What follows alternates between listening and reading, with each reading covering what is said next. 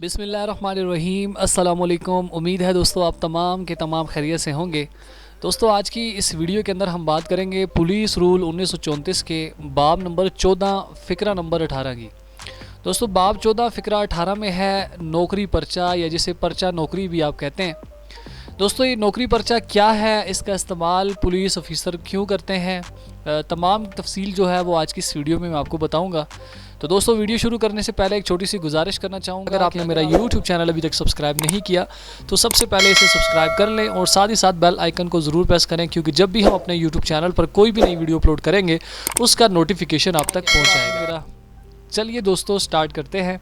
जब भी कोई शख्स पुलिस में भर्ती होता है, भर्ती होने के बाद हर मुलाज़म का एक नौकरी पर्चा होता है। नौकरी पर्चे में वो क्या लिखता है, उसकी जितनी तब्दीलियाँ होती है ना वो उस नौकरी पर्चे में लिखता है। उसके अलावा जो उसको रुख्सत दी जाती है वो नौकरी पर्चे में लिखता है। जब उसको किसी जगह भेजा जाता है किसी मकाम के लिए या किसी कोर्स के लिए या किसी अदालत में पेशी के लिए, तो वो नौकरी पर्चे में दर्ज करता है।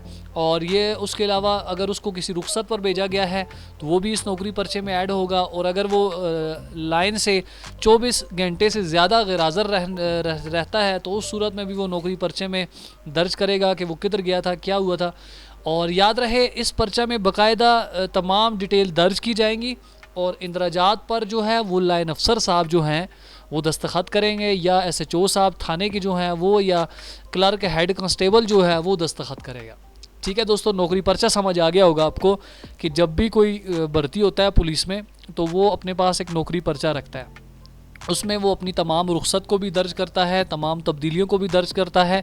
और 24 घंटे से ज़्यादा अरसा लाइन से गैर हाज़िर रहना पड़े तो उस पर्चा में बाकायदा दर्ज की जाएगी। ठीक है, और इस पर दस्तखत कौन कौन करता है, अगर आपसे पूछा जाए नौकरी पर्चे पर दस्तखत कौन करता है तो ये लाइन अफसर साहब भी कर सकता है, SHO भी कर सकता है, या क्लर्क हेड कांस्टेबल साहब भी दस्तखत कर सकते हैं। उम्मीद है आपको ये नौकरी पर्चा समझ आ गया होगा।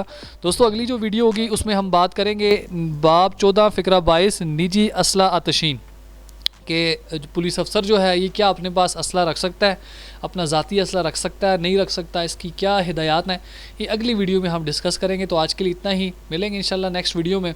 तो दोस्तों अगर आप मेरे चैनल पे न्यू हैं तो चैनल को ज़रूर सब्सक्राइब कीजिए, दोस्तों के साथ ज़रूर शेयर कीजिए, और दोस्तों वीडियो के बाद अपनी राय का इजहार ज़रूर कीजिए। चले मिलते हैं इंशाल्लाह नेक्स्ट वीडियो में। दुआओं में याद रखिएगा, अपना बहुत सारा ख्याल रखिएगा। खुदा हाफिज़।